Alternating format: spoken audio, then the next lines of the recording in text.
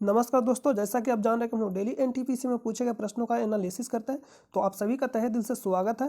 Notebook लेकर तैयार हो जाइए और जो भी आपको नोट पॉइंट लिखाया जाता है उसको नोट डाउन जरूर करिएगा। और आप हमारे टेलीग्राम चैनल से जाकर ज्वाइन हो जाइएगा, जहाँ आपको इसका पीडीएफ प्रोवाइड कर दिया जाता है। वहाँ से आप इसका पीडीएफ डाउनलोड कर सकते हैं। सिर्फ वहाँ पीडीएफ ही नहीं डाउनलोड कर सकते हैं, आपको प्रैक्टिस करने के लिए प्रश्न दिया जाता है। जो भी वर्तमान में एग्जाम होता है उसका सारा पेपर आपको वहाँ प्रोवाइड किया जाता है। तो आप वहाँ जाकर डाउनलोड वहाँ जाकर आप ज्वाइन हो जाइएगा और पीडीएफ भी डाउनलोड कर लीजिएगा और आप प्रैक्टिस भी वहाँ कर सकते हैं। आपको कुछ नहीं करना है, या तो आप टेलीग्राम चैनल पे जाइए, वहाँ जाकर आप सर्च करिएगा स्टडी लिंक पीडीएफ, या आपको वीडियो के डिस्क्रिप्शन में जाना है, वहाँ से आपको टेलीग्राम चैनल का लिंक मिल जाएगा। वहाँ से भी जाकर आप ज्वाइन हो सकते हैं। तो आप जाकर टेलीग्राम चैनल को जाकर ज्वाइन जरूर कर लीजिएगा। तो आइए हम लोग सीधा वीडियो को शुरू करते हैं। और चैनल पर पहली बार विजिट कर रहे हैं तो वीडियो को पूरा कंप्लीट देखें, और कंप्लीट वीडियो अगर समाप्त होता है तो उसके बाद अपना फीडबैक दीजिएगा कि वीडियो आपको कैसा लगा। तो आइए हम लोग सीधा वीडियो को शुरू करते हैं। दिए गए विकल्पों में से तीन किसी तरह से असंगत है और परिणामतः एक समूह बनाते हैं। चारों में से कौन सा विकल्प उस समूह से संबंधित नहीं है? यानी ये जो प्रश्न है, रियलिटी में जो प्रश्न है, किसका प्रश्न है? रीजनिंग का प्रश्न है। लेकिन कहीं सर आप तो यहाँ जीएस में करा रहे हैं। हाँ, जीएस में इसलिए करा रहे हैं क्योंकि ये जो प्रश्न है जीएस से रिलेटेड प्रश्न है। पूछा गया कौन सा समूह से अलग है, यानी संबंधित नहीं है। यानी कहने का मतलब जो ऑप्शन में दिया गया तीन एक तरह का होगा और एक अलग होगा। प्रमुख यामोत्तर, भूमध्य रेखा, मकर रेखा, कर्क रेखा, ये चारों से रिलेटेड बहुत ज़्यादा प्रश्न पूछा जाता है। और आपको हम साथ में प्रश्न भी कराते चलेंगे जो भी वर्तमान में यानी एग्जाम हुआ है। जैसे हाल ही में दिसंबर में बिहार दरोगा का एग्जाम हुआ था, उससे रिलेटेड प्रश्न, इससे रिलेटेड प्रश्न पूछा गया। मकर रेखा, कर्क रेखा, भूमध्य रेखा या उत्तर रेखा से प्रश्न जो पूछा गया यानी वर्तमान एग्जाम में, उसको भी हम आपको साथ में कराते चलेंगे। किस टाइप का प्रश्न यानी किस तरह से प्रश्न पूछेगा, यानी जो भी हम आपको कराएंगे प्रीवियस ईयर प्रश्न कराएंगे। तो आप टेलीग्राम चैनल से जाकर ज्वाइन हो जाएगा, वहाँ आपको पीडीएफ प्रोवाइड किया जाता है जो भी वर्तमान में एग्जाम होता है। तो जानते हैं कि मकर रेखा, कर्क रेखा, ये सब होता क्या है। इंग्लिश भी हम आपको बताते चलेंगे क्योंकि कभी कभी इंग्लिश वर्जन भी लिख देता है, यानी हिंदी में करके। जैसे गुड लिखना है तो गुड इंग्लिश में ना लिख के क्या लिख देगा, उसी को हिंदी में लिख देगा।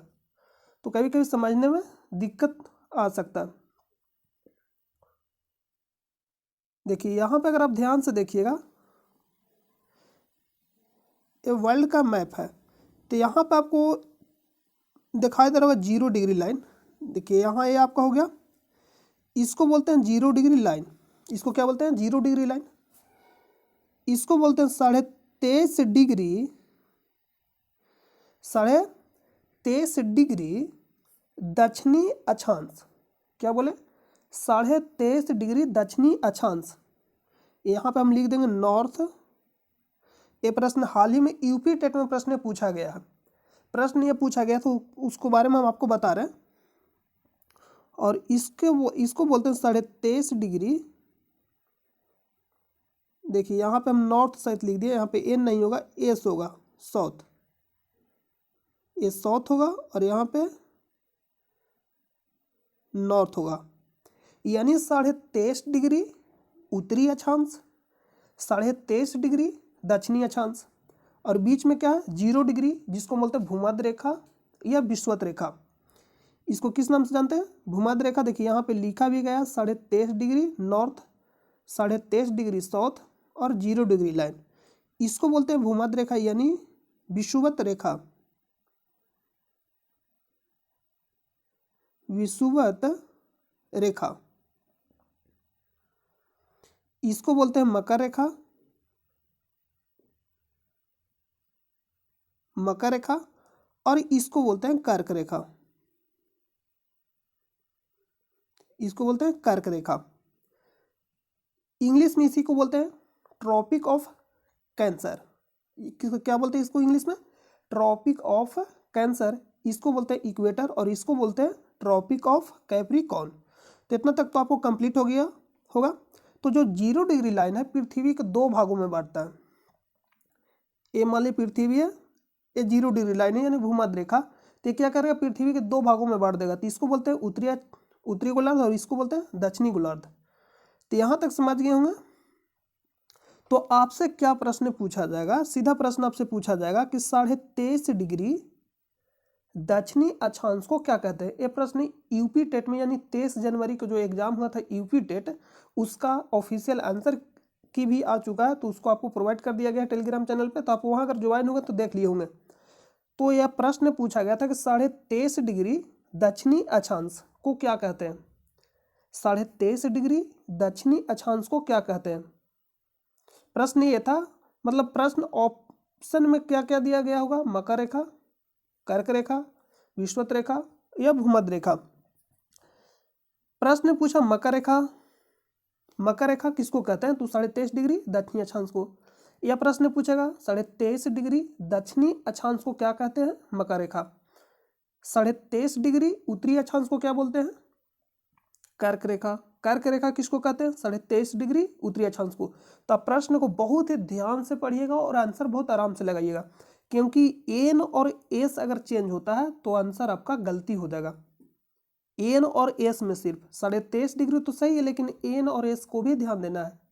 तो आप आंसर आराम से लगाइएगा, बिल्कुल बारीकी से पढ़ के। 23.5 डिग्री उत्तरी अक्षांश कर्क रेखा, 23.5 डिग्री दक्षिणी अक्षांश मकर रेखा, 0 डिग्री को क्या बोलते हैं? विषुवत रेखा, भूमध्य रेखा या इक्वेटर। और कर्क रेखा को इंग्लिश में क्या बोलते हैं? Tropic of cancer. मकर रेखा को बोलते हैं ट्रॉपिक ऑफ कैप्रिकॉर्न। तो यहाँ तक तो कंप्लीट हो गया होगा। एक और रिलेटेड प्रश्न पूछा कि मकर रेखा किस नदी को 2 बार काटती है? यानी मकर रेखा किस नदी को 2 बार काटता है? मकर रेखा किस नदी को 2 बार? तो यहाँ पे लिम्पोपो नदी, यहाँ पे क्या है? लिम्पोपो नदी, लिम्पोपो नदी। तो मकर रेखा लिम्पोपो नदी को 2 बार मतलब काटती है, लिम्पोपो नदी को। और विषुवत रेखा यानी 0 डिग्री कांगो नदी, कांगो नदी के 2 बार। तो आपसे प्रश्न पूछेगा विषुवत रेखा किस नदी को 2 बार काटती है? कांगो नदी। मकर रेखा किस नदी को 2 बार काटती है? लिम्पोपो नदी। और भारत में एक माही नदी, कौन सा नदी? माही नदी, माही नदी भारत में बहती है माही नदी। तो माही नदी को कर्क रेखा 2 बार काटती है। और ये जो कर्क रेखा भारत के बीचों बीच से होकर गुजरती है, यानी भारत को 2 भागों में डिवाइड कौन सा रेखा करता है? कर्क रेखा। लेकिन ऑप्शन में कर्क रेखा नहीं दिया गया था, तो आंसर क्या होगा? 23.5 डिग्री उत्तरी अक्षांश। यानी आपको ये जो बताया गया है इनडायरेक्ट भी प्रश्न पूछ सकता है, तो आप सारा प्रश्न कर लीजिएगा। अब लोग मकर रेखा के बारे में जानते हैं कि भारत में यानी भारत से रिलेटेड क्या क्या प्रश्न पूछेगा मकर रेखा से। तो मकर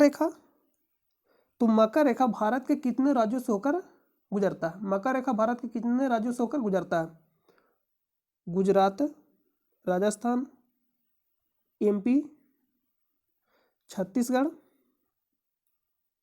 झारखंड, वेस्ट बंगाल, त्रिपुरा और मिजोरम। अगर आप मिजोरम और मणिपुर में कन्फ्यूजन करते हैं तो पहले आता है म, उसके बाद आता है मी। तो यानी मणिपुर ऊपर है और मिजोरम नीचे है, तो इसमें आप कन्फ्यूजन नहीं करिएगा। पहले क्या आता है? म, उसके बाद मी। तो यानी मणिपुर ऊपर है और मिजोरम नीचे है। तो कर्क रेखा यानी इस साइड से होकर, तो कर्क रेखा मिजोरम, मणिपुर नहीं करिएगा, मिजोरम। तो ध्यान दीजिएगा, गुजरात, राजस्थान, मध्य प्रदेश, छत्तीसगढ़, झारखंड, वेस्ट बंगाल यानी पश्चिम बंगाल, त्रिपुरा, मिजोरम। तो ये प्रश्न आपसे अरेंज करने के लिए भी पूछ देगा, पश्चिम से पूर्व, पूर्व से पश्चिम। तो आप इसी क्रम में याद रखिएगा, इसको याद हो गया। तो आपसे प्रश्न पूछा भारत के कितने राज्यों से होकर कर्क रेखा गुजरता है? 8 राज्यों से होकर। राज्य बताइए। तो आपको आंख मूंद कर ध्यान से सुनना है। गुजरात, राजस्थान, एमपी, छत्तीसगढ़, झारखंड, पश्चिम बंगाल, त्रिपुरा, मिजोरम। तो इस तरह से 1-2 बार प्रैक्टिस करना आपको। और आपको यानी क्या करना है कि माइंड में मैप याद होना चाहिए। जैसे ही अगर आप आंख बंद करते हैं तो माइंड में मैप एकदम छप जाना चाहिए फिगर की तरह। और आपको बोलना है गुजरात, राजस्थान, मध्य प्रदेश, छत्तीसगढ़, झारखंड, पश्चिम बंगाल, त्रिपुरा और मिजोरम। ये याद हो गया। लेकिन बिहार दरोगा में प्रश्न इससे पूछा गया था, मानक समय रेखा से, मानक समय रेखा से, मानक समय रेखा से तो मानक समय रेखा किसको बोलते हैं? 82.5 डिग्री पूर्वी देशांतर को, पूर्वी देशांतर को, 82.5 डिग्री पूर्वी देशांतर को। तो भी प्रश्न पूछा पूर्वी देशांतर में इसको हम लोग क्यों बोलते हैं, इसको भी समझ लीजिए। ये मान लीजिए पृथ्वी है और ये 0 डिग्री लाइन, और ये इधर से, मतलब हम लोग सिर्फ इतना जानते हैं कि उत्तरी गोलार्ध और दक्षिणी गोलार्ध होता है, लेकिन अगर इसको देशांतर एक खींचेंगे, ये तो आपका पूरा क्या कहलाएगा, दक्षिणी गोलार्ध, ये पूरा उत्तरी गोलार्ध। लेकिन जब इसको से डिवाइड करेंगे इस तरह से, आप समझिए, कन्फ्यूजन कर जाइएगा। ये आपका पृथ्वी है, ये क्या है, पृथ्वी है। तो यहाँ पे अगर आप 0 डिग्री लाइन खींच रहे हैं तो ये आपका क्या हो जाएगा, उत्तरी गोलार्ध, ये आपका क्या हो जाएगा, दक्षिणी गोलार्ध, दक्षिणी गोलार्ध, उत्तरी गोलार्ध। एक पृथ्वी है, इसको इस टाइप से खींचेगा तो ये आपका क्या हो जाएगा, पश्चिमी गोलार्ध, और ये आपका क्या हो जाएगा, पूर्वी गोलार्ध। तो भारत जो स्थित है यहाँ है, तो आप बताइए भारत किस तरफ स्थित रहेगा। अगर इससे देखेंगे तो पूर्वी गोलार्ध में, और इससे देखेंगे तो उत्तरी गोलार्ध में। लेकिन अगर आपसे एग्जैक्ट प्रश्न पूछता है तो एग्जैक्ट में अगर आप यहाँ पे इस लाइन को अगर इस टाइप से खींच दीजिएगा तो भारत कहाँ पड़ेगा, उत्तरी पूर्वी गोलार्ध में। भारत कहाँ पड़ेगा, उत्तरी पूर्वी गोलार्ध में। तो आपको बहुत ही बारीकी से प्रश्न को सोल्व करना है, नहीं तो ये मत कहिएगा सर इनके सर प्रश्न गलती बता दिए, गलती करा दिए। नहीं, आपको ध्यान देना है, आपको हम सारा प्रश्न बता रहे हैं, लेकिन आपको फोकस करना है, ठीक है। तो इसको आप कर लीजिएगा। तो यहाँ इसलिए हम लोग लिखते हैं पूर्वी देशांतर, इसलिए क्या लिखते हैं यहाँ पे, पूर्वी देशांतर, 82.5 डिग्री पूर्वी देशांतर, ये हो गया। तो 82.5 डिग्री पूर्वी देशांतर उत्तर प्रदेश, ये क्या है, मानक समय रेखा, जिसको क्या बोलते हैं, प्रमुख याम उत्तर, इसी को बोलते हैं। तो कितना डिग्री लाइन है, 82.5 डिग्री पूर्वी देशांतर, 82.5 डिग्री पूर्वी देशांतर बोलना है, सिर्फ देशांतर नहीं बोलना है। जब भी आप बोलिएगा तो 82.5 डिग्री पूर्वी देशांतर। गुजरात, एमपी, छत्तीसगढ़, उड़ीसा, अरे आंध्र प्रदेश। तो भारतीय मानक समय रेखा भारत के कितने राज्यों से होकर गुजरता है, 5 राज्य। 5 राज्य कौन कौन है, सबसे ऊपर में उत्तर प्रदेश, उसके बाद मध्य प्रदेश, छत्तीसगढ़, उड़ीसा, आंध्र प्रदेश। अब प्रश्न बिहार दरोगा में क्या पूछा गया था उसको सबसे पहले हम लोग देखते हैं। देखिए बिहार दरोगा में प्रश्न पूछा गया था, कर्क रेखा निम्नलिखित में से किन भारतीय राज्यों के समूहों में से होकर गुजरती है। कर्क रेखा, राजस्थान, मध्य प्रदेश, बिहार। तो बिहार से कर्क रेखा गुजरता है नहीं, तो ये तो गलत हो जाएगा, जहां भी बिहार है उसको काट देना है। झारखंड, पश्चिम बंगाल, मेघालय, तो मेघालय से भी नहीं गुजरता कर्क रेखा। तो आंसर क्या होगा, ऑप्शन नंबर बी। तो कभी कभी आपको क्या करना है कि जो गलत हो उसको पहले छांट लेना है, तो जो सही बचेगा वो आंसर सही हो जाएगा। तो गुजरात, झारखंड, त्रिपुरा, आपको ऑलरेडी याद भी होगा, गुजरात, राजस्थान, मध्य प्रदेश, छत्तीसगढ़, झारखंड, पश्चिम बंगाल, त्रिपुरा, मिजोरम। ये हो गया कर्क रेखा से रिलेटेड प्रश्न है, बिहार दरोगा में पूछा गया था दिसंबर में जो एग्जाम हुआ था। सेकेंड प्रश्न की भारतीय मानक समय रेखा कहाँ से नहीं गुजरती है, नहीं पे आपको फोकस करना है। उत्तर प्रदेश गुजरता है, उड़ीसा, तो उड़ीसा से भी, छत्तीसगढ़ से भी, लेकिन तेलंगाना इसका राइट आंसर हो जाएगा, option number D. Option number D क्या हो जाएगा, राइट हो जाएगा। नहीं गुजरती है भारतीय मानक समय रेखा, नहीं नहीं नहीं, यानी नहीं पर आपको बहुत ज्यादा फोकस करना है, यहां से प्रश्न गलत हो जाएगा। यहां देखिए लिख रहा है India standard time line does not pass through, तो इसका राइट आंसर क्या, ऑप्शन नंबर तेलंगाना। ये भी प्रश्न क्या पूछा गया, विश्वतीय वर्षा वन को ब्राजील में किस नाम से जाना जाता है, सिलेबास। ये सब सारा आपको करा दिया गया, तो इसका राइट आंसर का ऑप्शन नंबर डी। तो आप इसको याद रखिए, इससे बहुत ज़्यादा रिलेटेड प्रश्न पूछा जाता है। और एक प्रश्न और भी पूछा जाता है कि लंदन से भारत कितना घंटा आगे है, 5.5 घंटा। कितना, 5.5 घंटा, ये प्रश्न याद रखिए। और भारत से लंदन का समय कितना पीछे है, तो 5.5 घंटा पीछे, और भारत 5.5 घंटा आगे। आगे और पीछे में कन्फ्यूजन करिएगा तो देखिए यहाँ पे लंदन, ये आपका लंदन, और यहाँ क्या है, देखिए यहाँ आपका भारत है। तो इस साइड को क्या बोलते हैं, पूर्व पश्चिम, उत्तर, दक्षिण। तो सबसे पहले सूर्य कहाँ पड़ेगा, लंदन में पड़ेगा या भारत में? तो आपका जवाब होगा भारत में। तो भारत आगे होगा या पीछे? तो बोलिएगा सर आगे होगा। तो प्रश्न अगर पूछेगा लंदन से भारत कितना आवर आगे है, यानी कितना घंटा आगे है, तो 5.5 घंटा। और लंदन कितना घंटा पीछे है, 5.5 घंटा। तो कर्क रेखा मकर रेखा से रिलेटेड मैक्सिमम प्रश्न आपको बता दिया गया, तो इसको आप नोट कर लीजिएगा, सारा प्रश्न यहाँ से सोल्व हो जाएगा। तो इसका राइट आंसर हो जाएगा प्रमुख यम उत्तर, ऑप्शन नंबर ए। अभी भी कन्फ्यूजन है किस तरह से अलग है, या आपको कन्फ्यूजन दूर हो गया होगा, क्योंकि ये सब जो अक्षांश पे स्थित है और यह जो देशांतर पे स्थित है। देखिए यम उत्तर में बताया थी इस टाइप से, और कर्क रेखा, विषुवत रेखा और मकर रेखा, यानी ये सब अक्षांश पे स्थित है और ये देशांतर पे। ऑप्शन नंबर ए राइट हो जाएगा। नेक्स्ट प्रश्न पे चलते हैं। 15 मिनट आपका समय लिए, लेकिन मैक्सिमम प्रश्न यानी इससे कवर हो जाएगा सारा। बहुत ज़्यादा समय ले लिए, लेकिन जो भी प्रश्न पूछा जाएगा हम फास्टली कर देंगे। भारतीय राष्ट्रीय कांग्रेस के पहले अधिवेशन की अध्यक्षता किसने की? डब्ल्यू.सी. बनर्जी। स्थापना कब हुआ? 1885 में। किसने किया? ए.ओ. ह्यूम ने किया। ए.ओ. ह्यूम ने किया। उस समय के गवर्नर जनरल कौन था? डलहौजी। कौन था? डलहौजी। सॉरी डलहौजी बोला, डफरिन। उस समय के गवर्नर जनरल कौन था? Lord Dufferin. उस समय के, देखिए 1 मिनट रुकिएगा।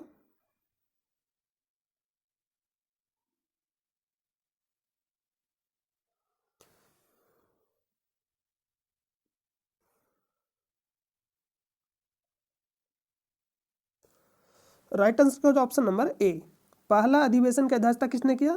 डब्ल्यू.सी. बनर्जी, बोईमेश चंद्र बनर्जी। स्थापना कब हुआ? 1885 में। स्थापना किसने किया? ए.ओ. ह्यूम। उस समय के गवर्नर कौन था? डफरिन। डफरिन। तो आपसे सीधा प्रश्न पूछा उस समय के गवर्नर कौन था? डफरिन। देखिए यहाँ पे दिया भी गया ए.ओ. ह्यूम। दादा भाई नौरोजी। धन निष्कासन का सिद्धांत किसने दिया? दादा भाई नौरोजी। वायुवृत्त पुरुष के नाम से कौन जाने जाते हैं? दादा भाई नौरोजी। सबसे पहला भारतीय, यानी पहला भारतीय जो ब्रिटिश संसद में भाग लिया? दादा भाई नौरोजी। तो इसका right answer option number A. अगला प्रश्न पे चलते हैं। कांग्रेस से रिलेटेड क्या क्या प्रश्न पूछा जा सकता है? मोस्ट इंपोर्टेंट में प्रश्न पूछेगा, पहला मुस्लिम अध्यक्ष कौन थे? पहला मुस्लिम अध्यक्ष बदरुद्दीन तैयब जी। पहला अंग्रेज अध्यक्ष जॉर्ज यूले। पहला पारसी अध्यक्ष दादा भाई नौरोजी। और पहला अध्यक्ष डब्ल्यू.सी. बनर्जी। पहला महिला अध्यक्ष, यानी भारतीय राष्ट्रीय कांग्रेस की पहली महिला अध्यक्ष एनी बेसेंट, 1917 के कोलकाता अधिवेशन में। लेकिन यही प्रश्न अगर पूछेगा, भारतीय राष्ट्रीय कांग्रेस की पहली भारतीय महिला अध्यक्ष सरोजनी नायडू, 1925 कानपुर अधिवेशन।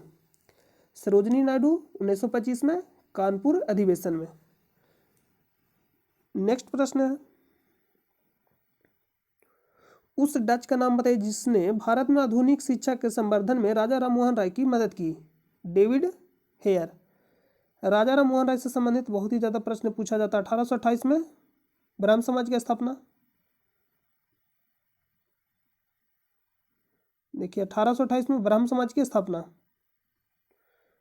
1828 में ब्राह्म समाज की स्थापना। वो 1812 यहाँ पे 1828 में ब्राह्म समाज की स्थापना। राजा राममोहन राय को राजा की उपाधि किसने दिया? अकबर सेकेंड, यानी अकबर द्वितीय। अकबर द्वितीय। सती प्रथा का अंत किसने किया? राजा राममोहन राय ने, 1829। तो ऑप्शन नंबर डी इसका राइट हो जाएगा। हेनरी विवियन ड्रेजो, इससे रिलेटेड प्रश्न पूछा गया, यंग बंगाल आंदोलन किसने चलाया? Henry Vivian ड्रेजो। नेक्स्ट प्रश्न है, इनमें से किस संघ के सदस्य मुक्त जीवन जीने वाले विशिष्ट समुद्री जीव होते हैं? Echinodermata, option number A. शिशु मृत्यु दर, जिसको हम शॉर्ट में बोलते हैं IMR, क्या दर्शाती है? शिशु मृत्यु दर, इसको शॉर्ट में क्या बोला जाता है? IMR, क्या दर्शाती है? तो उस विशेष वर्ष में पैदा हुए 1000 जीवित बच्चों में से एक वर्ष से कम आयु में मरने वाले बच्चों की संख्या का अनुपात, यानी ऑप्शन नंबर बी राइट हो जाएगा। उस विशेष वर्ष में पैदा हुए 1000 जीवित बच्चों में से एक वर्ष से कम, यहाँ क्या लिखा गया है, एक वर्ष से कम आयु में मरने वाले बच्चों की संख्या का अनुपात। यानी जब भी शिशु मृत्यु दर पूछा जाए या लिंगानुपात पूछा जाए तो सभी में क्या लगता है 1000 पे, यानी जब भी निकालेंगे तो 1000 से रिलेटेड। तो ऑप्शन नंबर बी राइट हो जाएगा। क्या लिखा गया है, एक वर्ष से कम। नेक्स्ट है, हीराकुंड बांध किस नदी पर बना है, महानदी। अरे महानदी कहाँ पड़ता है, उड़ीसा में। महानदी कहाँ, उड़ीसा में। हीराकुंड बांध, तो आप इस तरह से याद रख सकते हैं, हीरा किसके पास होगा, महान आदमी के पास। जाहिर सी बात है, गरीब के पास तो होगा नहीं। तो हीरा से बना महान और महान से बना महानदी। और महानदी कहाँ स्थित है, उड़ीसा में। महानदी निकलता कहाँ से है, ये है अमरकंटक। अमरकंटक से 3 नदी, सोन, महानदी, नर्मदा। याद रखिएगा, अमरकंटक से 3 नदी, सोन, नर्मदा, महानदी। अब इससे इनडायरेक्ट में क्या प्रश्न पूछेगा कि अमरकंटक से 2 नदी निकलती है, एक पश्चिम में यानी पश्चिम में जाकर अरब सागर में गिर जाती है और एक यानी पूर्व में जाकर बंगाल की खाड़ी में गिर जाती है। तो पूर्व में जाकर जो बंगाल की खाड़ी में गिरती है कौन सी नदी है, यानी इनडायरेक्टली प्रश्न बहुत ही ज़्यादा पूछा जाता है। तो आप इसको याद रखिएगा इस तरह से डायरेक्शन में। तो ऑप्शन नंबर बी राइट हो जाएगा। ब्रह्मपुत्र नदी मानसरोवर झील से, इसे तिब्बत में क्या कहा जाता है, सांगपो। अरुणाचल प्रदेश में देहांग। ब्रह्मपुत्र और गंगा के संयुक्त धारा को क्या बोलते हैं, मेघना। तो इसका राइट आंसर क्या हो जाएगा, option number b Ganga, Gangotri. Gangotri जो है क्या है, हिमनद है, यानी हिमालय का नाम है। गंगोत्री है जो हिमनद है, और जो जगह का नाम है क्या है, गोमुख। तो गंगा गंगोत्री हिमालय यानी गोमुख, जो उसका जगह का नाम क्या है, गोमुख से निकलती है गंगा। तो इसको आप याद रखिएगा, मोस्ट इंपॉर्टेंट है। और हीराकुंड बांध से रिलेटेड क्या क्या प्रश्न पूछा जाएगा, ये तो हो गया सबसे लंबा बांध। हीराकुंड बांध सबसे लंबा बांध। भारत में सबसे लंबा बांध कौन सा, हीराकुंड बांध। किस नदी पे, महानदी पे, उड़ीसा में। भारत का सबसे ऊंचा बांध कौन सा है, टिहरी बांध। टिहरी बांध किस नदी पे स्थित है, भागीरथी। भागीरथी नदी पे स्थित है। लेकिन यहां से प्रश्न आपको फंसा सकता है, क्योंकि यहाँ प्रश्न 2 कंडीशन में पूछ सकता है। एक तो प्रश्न पूछेगा गुरुत्वीय बांध और एक प्रश्न पूछेगा अर्थ पिलर बांध। प्रश्न ये पूछेगा भारत का सबसे ऊंचा गुरुत्वीय बांध कौन सा है। अगर भारत में सबसे सिर्फ ये पूछा जाए, कंडीशन मतलब नहीं लगाया गया, कंडीशन कहने का मतलब सिर्फ ये पूछा गया आपसे, भारत का सबसे ऊंचा बांध कौन सा है, टिहरी बांध। कंडीशन यहाँ पे नहीं है, सिर्फ क्या पूछा, ऊंचा बांध। लेकिन कंडीशन में लगा देगा कि भारत का सबसे ऊंचा गुरुत्वीय बांध कौन सा है, तो आंसर चेंज हो जाएगा। आंसर चेंज होकर क्या हो जाएगा, भाखड़ा बांध। भाखड़ा बांध। और यह किस नदी पे स्थित है, सतलज। सतलज नदी, यानी ऑल ओवर में सेकेंड नंबर पे भाखड़ा बांध और गुरुत्वीय बांध में पहला नंबर पे। अर्थ पिलर में बात करेगा तो कौन सा होगा, टिहरी बांध। और ऑल ओवर में भी बात करेगा तो टिहरी बांध। तो आप समझ गए होंगे, अगर प्रश्न पूछेगा सिर्फ भारत का सबसे ऊंचा बांध तो आंसर क्या हो जाएगा, टिहरी बांध। कंडीशन लगाएगा कि भारत का सबसे ऊंचा गुरुत्वीय बांध, तो क्या हो जाएगा आंसर, भाखड़ा बांध। किस नदी पे स्थित है, सतलज नदी पे। भारत का सबसे ऊंचा अर्थ पिलर बांध, टिहरी बांध। यानी आपको सिर्फ ये याद रखना कि गुरुत्वीय बांध होगा तो आंसर क्या हो जाएगा, भाखड़ा। बाकी दोनों में क्या होगा आंसर, टिहरी। तो अगला प्रश्न चलते हैं। नेक्स्ट है कि उबंटू, मिंट, फेडोरा, इनमें से किसके संस्करण है, लिनक्स। और ये अलग अलग करके भी पूछा जाता है, आपसे सीधा प्रश्न पूछा उबंटू क्या है और पूछा गया Linux. Option number A.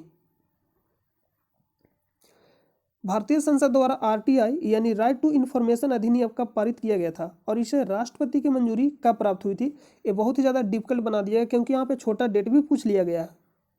Right to information, सूचना का अधिकार अधिनियम कब का था, 2005 का।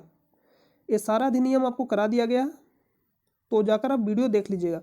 आपको क्या करना है, यानी कल ही अपलोड किया गया था, 4 से 5 मिनट का वीडियो होगा, सारा अधिनियम आपका कंप्लीट हो जाएगा। तो इसका राइट आंसर है ऑप्शन नंबर सी, मई 2005 और जून 2005 में। यानी बहुत ही ज़्यादा डिफिकल्ट प्रश्न है, क्योंकि बहुत ही छोटा डेट दिया गया है, तो इतना डिफिकल्ट प्रश्न कभी कभी पूछ दिया जाता है, तो आप इसको याद रखिएगा। लेकिन पूछा नहीं जाता, कभी कभी पूछ लिया भी जाता है। तो ऑप्शन नंबर सी आप सीधा याद रखिएगा, right to information 2005, right to information 2005। और हाल ही में यूपी टेट में पूछा गया था, वन जीव संरक्षण अधिनियम कब का था? 1972। पर्यावरण संरक्षण अधिनियम 1986। जैव विविधता अधिनियम 2002। और शिक्षा का अधिकार जिसको क्या बोलते हैं, राइट टू एजुकेशन 2009। लागू कब से हुआ? 2010 से। नेक्स्ट प्रश्न है, एमएसपी का पूर्ण रूप क्या है? Minimum support price, minimum support price. Option number b. शिक्षा, स्वास्थ्य एवं ग्रामीण आत्मनिर्भरता के क्षेत्र में अपार योगदान के लिए निम्नलिखित में से किस महान हस्ती को 2019 में देश के सर्वोच्च नागरिक पुरस्कार भारत रत्न से सम्मानित किया गया था? आत्मनिर्भरता के क्षेत्र में तो 2019 में कितने लोगों को सर्वोच्च पुरस्कार दिया गया था, यानी भारत रत्न? 3 लोगों को। कौन कौन? प्रणब मुखर्जी, भूपेन हजारिका, नानाजी देशमुख। तो नानाजी देशमुख क्या थे? एक सामाजिक कार्यकर्ता, यानी ऑप्शन नंबर सी। यहाँ लिख रहा शिक्षा, स्वास्थ्य एवं ग्रामीण आत्मनिर्भरता के क्षेत्र में अपार योगदान के लिए, यानी क्या थे? सामाजिक कर्ता, सामाजिक कर्ता। तो option number c, option number c इसका राइट आंसर हो जाएगा। और अमर्त्य सेन को नोबेल पुरस्कार कब दिया गया था? अमर्त्य सेन को नोबेल पुरस्कार कब दिया गया था? 1998 में। किस क्षेत्र में दिया गया था? अर्थशास्त्र के क्षेत्र में। नेक्स्ट है कि राष्ट्रों का राष्ट्रमंडल, कॉमनवेल्थ ऑफ नेशन, जिसे सामान्यतः राष्ट्रमंडल के रूप में जाना जाता है, एक है। तो एक क्या है? एक प्रकार का राजनीतिक संघ, यानी राजनीतिक यूनियन। Option number B. औद्योगिक नीति प्रस्ताव 1956 जिसके आधार पर द्वितीय पंचवर्षीय योजना का सृजन किया गया था, में उद्योगों को कितने श्रेणियों में वर्गीकृत किया गया था? पंचवर्षीय योजना शुरू कब हुआ? तो फर्स्ट पंचवर्षीय योजना 1951 से 56, 1951 से 56। दूसरा 1956 से 61। तीसरा 1961 से 66। बीच में योजना अवकाश रहता है कितने वर्षों के लिए? 3 वर्षों के लिए, 3 वर्षों के लिए। कब से कब तक? 1966 से लेकर 1969 तक, यानी 3 वर्षों के लिए। तो आपसे प्रश्न पूछा जाएगा योजना कब से कब तक अवकाश रहा? 1966 से 69 तक। इसको हम लोग किस नाम से जानते हैं? हॉलीडे के नाम से जाने जाते हैं। किस नाम से जाना जाता है? हॉलीडे। कितने वर्षों के लिए योजना अवकाश रहा? 3 वर्ष। कब से कब तक? 1966 से 69। तो इसको आप याद रखिए, पहला पंचवर्षीय योजना 1951 से 56, दूसरा 1956 से 61, तीसरा 1961 से 66। तो कितने वर्गों में विभाजित किया गया था? तो 3 वर्गों में किया गया था। Option number D, option number D right हो जाएगा। नेक्स्ट है कि समस्थानिक शब्द का अभिप्राय क्या है? सम का मतलब होता है बराबर, यानी समान स्थान। समस्थानिक का मतलब क्या होता है? सम। और स्थानिक का मतलब होता है स्थान, यानी जिसका स्थान बराबर हो उसको क्या बोलेंगे? समस्थानिक। तो इस तरह से आपको नहीं बताना है। समस्थानिक करने का मतलब जिस तत्व का परमाणु संख्या समान हो और द्रव्यमान संख्या अलग अलग हो उसको क्या बोलेंगे? समस्थानिक। और यहाँ पे परमाणु, यहाँ पे तत्व नहीं लगाइएगा, आप सीधा प्रश्न का आंसर दीजिएगा कि जिसका परमाणु संख्या समान हो और द्रव्यमान अलग अलग हो उसको क्या बोलेंगे? समस्थानिक। यानी समस्थानिक में परमाणु संख्या समान होता है और द्रव्यमान अलग अलग होता है। जैसे में C6 12, C6 14, परमाणु संख्या समान है लेकिन द्रव्यमान संख्या अलग अलग है, इसको क्या बोलेंगे? समस्थानिक। परमाणु संख्या समान, द्रव्यमान संख्या अलग अलग, उसको क्या बोलेंगे? समस्थानिक। लेकिन परमाणु संख्या अलग अलग और द्रव्यमान संख्या समान, उसको बोलेंगे समभारिक। भार का मतलब क्या होता है? द्रव्यमान। केमिस्ट्री में भार और द्रव्यमान सेम होता है। इसका अंतर कहाँ होता है? फिजिक्स में। द्रव्यमान और भार में अंतर कहाँ करते हैं हम लोग? फिजिक्स में। केमिस्ट्री में समान होता है। समभारिक कहने का मतलब है जिसका द्रव्यमान समान हो, यानी भार समान हो और परमाणु संख्या अलग अलग हो, उसको बोलेंगे समभारिक। तो यहाँ जो प्रश्न पूछा गया समस्थानिक से प्रश्न पूछा गया है, यानी परमाणु संख्या समान और द्रव्यमान संख्या अलग अलग, उसको क्या बोलेंगे समस्थानिक। परमाणु संख्या लिख रहा है यहाँ पे परमाणु समान परमाणु क्रमांक किंतु भिन्न द्रव्यमान संख्या वाले तत्व, तो ऑप्शन नंबर ए राइट हो जाएगा, ऑप्शन नंबर ए राइट हो जाएगा। और इसको क्या बोलेंगे भिन्न परमाणु क्रमांक और किंतु समान द्रव्यमान संख्या वाले को क्या बोलेंगे समभारिक, समभारिक, इसको क्या बोलेंगे समभारिक। इंग्लिश में बोलते हैं आइसोवार और इसको बोलते हैं आइसोटोप। तो याद हो गया होगा, तो आप इसको याद रखिएगा। अगला प्रश्न पे चलते हैं।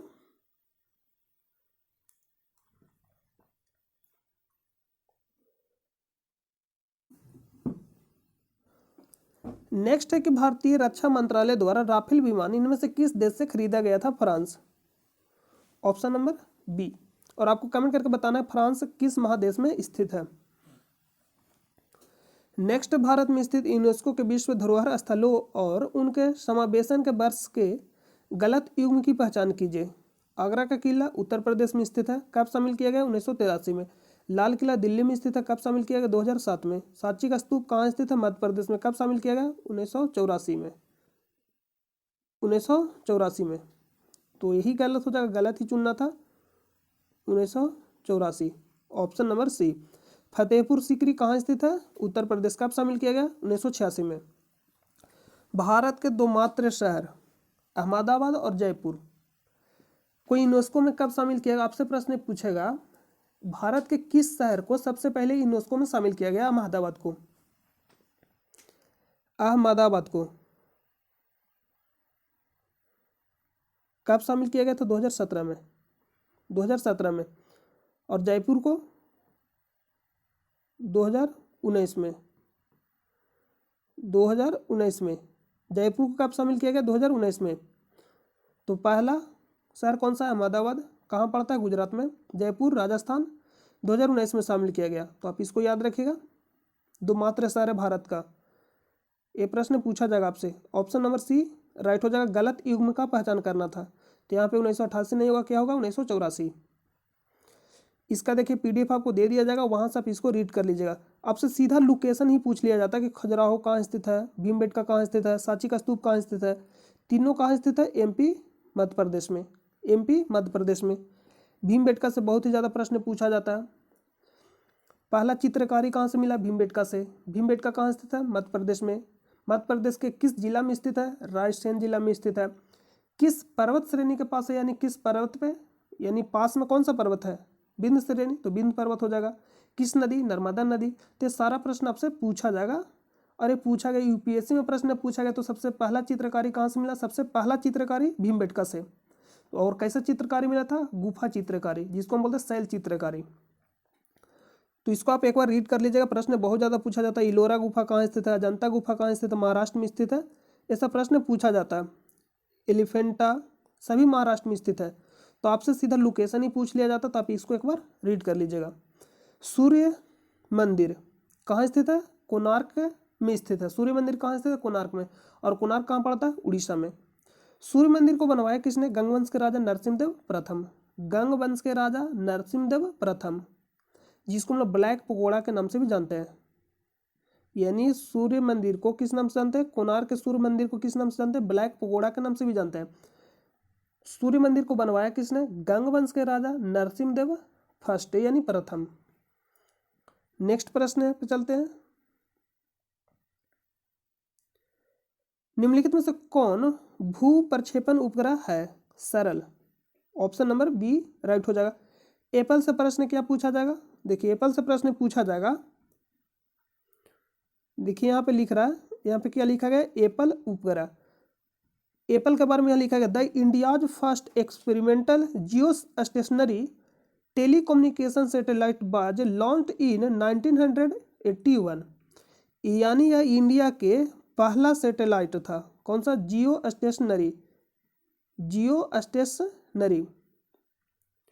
तो इसको आप याद रखिएगा, मोस्ट इंपोर्टेंट है। और कब लॉन्च किया गया था 1981 में।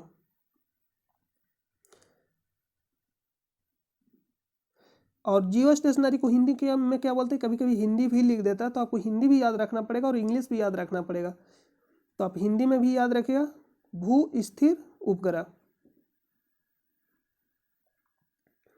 अगला प्रश्न है कि मानव शरीर में 29 हड्डियां होती है। मानव सिर में लिखा गया, देखिए ध्यान से देखिए, मानव सिर में 29 हड्डियां होती है, इनमें से कौन सा वर्गीकरण सही है? तो वर्गीकरण ऑप्शन नंबर बी वाला सही है। माथा जिसको बोलते हैं 8, चेहरा में 14, जब चेहरा दिखाते हैं फेस, कान में 6, कंठिक अस्थि 1, यानी जिसको हम लोग कंठ बोलते हैं, कंठ अस्थि में कितना होता है 1, कान में कितना होता है 6, चेहरा पे कितना होता है 14, माथा जिसको बोलते हैं कितना होता है 8, अरे ऊपर वाला खोपड़िया में माथा में कितना होता है 8। तो आप इसको याद रखिएगा। आपसे सीधा प्रश्न पूछेगा चेहरा में कितना हड्डी होता है 14, कान में 6, कंठ में 1, माथा में 8, 4 बोल रहे हैं, माथा में 8।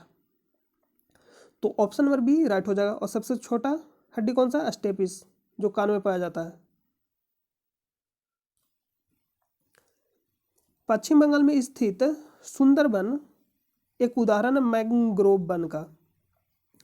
कैसा उदाहरण है मैंग्रोव वन का? Option number D. और सुंदरबन कहाँ स्थित है? पश्चिम बंगाल में। निम्नलिखित में से कौन सा गुंबद जैसी संरचना वाले जल निकासी पैटर्न की निरूपित करता है?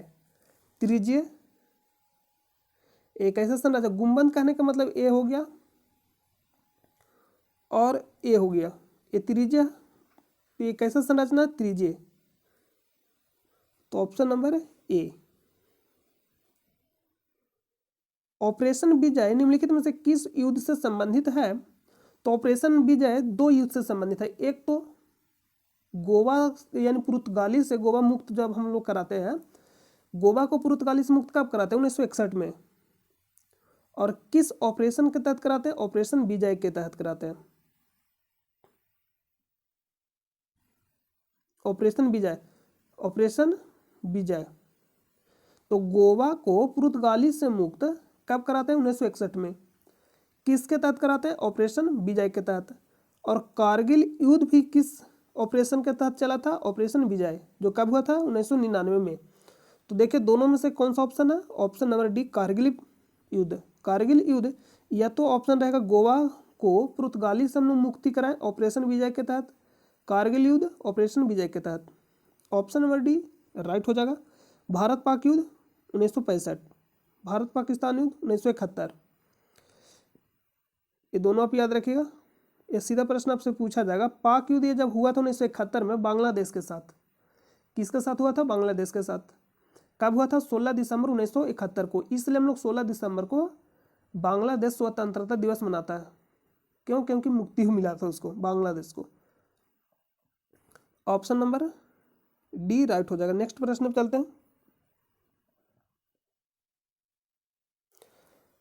अखिल भारतीय खिलाफत समिति ने कब यह घोषणा करते हुए प्रस्ताव पारित किया कि किसी भी मुसलमान को ब्रिटिश भारतीय सेना में सेवा प्रदान नहीं करना चाहिए? ब्रिटिश भारतीय सेना में सेवा प्रदान नहीं करना चाहिए किसी भी मुसलमान को। तो जुलाई 1921 में, जुलाई 1921 में अखिल भारतीय खिलाफत समिति ने कब यह घोषणा किया था? जुलाई 1921 में। ऑप्शन नंबर डी राइट हो जाएगा। 1922 भी इंपॉर्टेंट है, 1920 भी इंपॉर्टेंट है, 1919 भी इंपॉर्टेंट है। 1920 में यानी 1919, 1919 और 1920 यानी 1919-20 में कौन सा आंदोलन चला था? खिलाफत आंदोलन। 1920 में कौन सा आंदोलन चला था? असहयोग आंदोलन।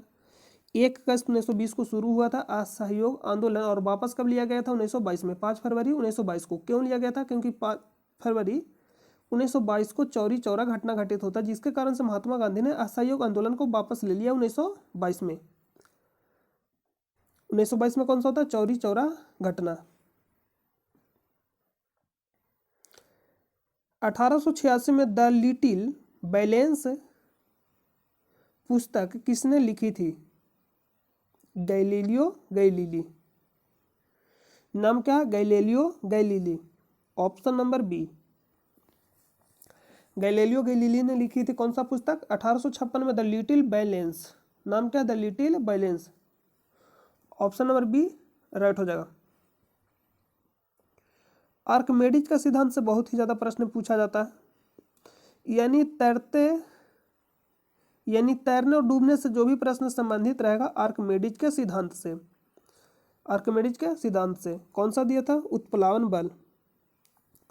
उत्प्लावन बल।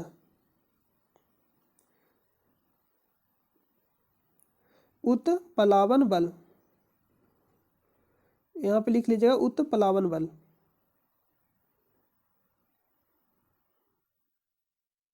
उत्प्लावन बल आर्किमिडीज का सिद्धांत। और ये कहाँ लगता है? पानी के अंदर। कोई भी वस्तु तैरता है जिसमें जिसका घनत्व कम रहेगा तैरेगा, और जिसका घनत्व ज़्यादा होगा पानी में डूब जाएगा। तो कम होता है तो पानी के द्वारा एक बल लगाया जाता है जिसको क्या बोलते हैं? आर्किमिडीज का सिद्धांत के द्वारा, यानी जिसको हम लोग बोलते हैं उत्प्लावन बल। जो पानी के द्वारा बल लगाया जाता है उसको क्या बोलते हैं? उत्प्लावन बल। तो आर्किमिडीज के संबंध किससे है? तैरने डूबने से। यानी तैरने डूबने से रिलेटेड जो भी प्रश्न पूछा जाएगा आर्किमिडीज का सिद्धांत आंसर मार देना है। धातु और अधातु को शुद्धता करने में भी हम लोग पहचान करते हैं, यानी धातु और अधातु को पहचानना है किस सिद्धांत के द्वारा पहचान सकते हैं? आर्किमिडीज के सिद्धांत के द्वारा। क्योंकि जो धातु रहेगा डूब जाएगा, अधातु रहेगा नहीं डूबेगा। तो आर्किमिडीज के सिद्धांत से हम लोग इसका भी पहचान करते हैं। तो ये बहुत ही रिलेटेड करके प्रश्न पूछा जाता है। तो इसका right answer option number b. Option number b right हो जाएगा। आर्किमिडीज का सिद्धांत आप एक बार रीड कर लीजिएगा। अगला प्रश्न पे चलते हैं। तो अगला प्रश्न में कहाँ चलेंगे हम लोग? अगला प्रश्न तो समाप्त हो गया। तो उम्मीद करते हैं कि आपको वीडियो पसंद आएगा और अपना फीडबैक दीजिएगा कि वीडियो कैसा लगा, कमेंट करके बताइएगा। और इसका पीडीएफ आपको टेलीग्राम चैनल पर प्रोवाइड कर दिया जाता है, जिसका लिंक आपको वीडियो के डिस्क्रिप्शन में मिलेगा, या आपको टेलीग्राम चैनल पर जाकर सर्च करना है स्टडी लिंक पीडीएफ, वहाँ से भी जाकर डाउनलोड कर सकते हैं। मिलते हैं नेक्स्ट वीडियो में, तब तक के लिए अपना ख्याल रखिएगा। जय हिंद, जय भारत।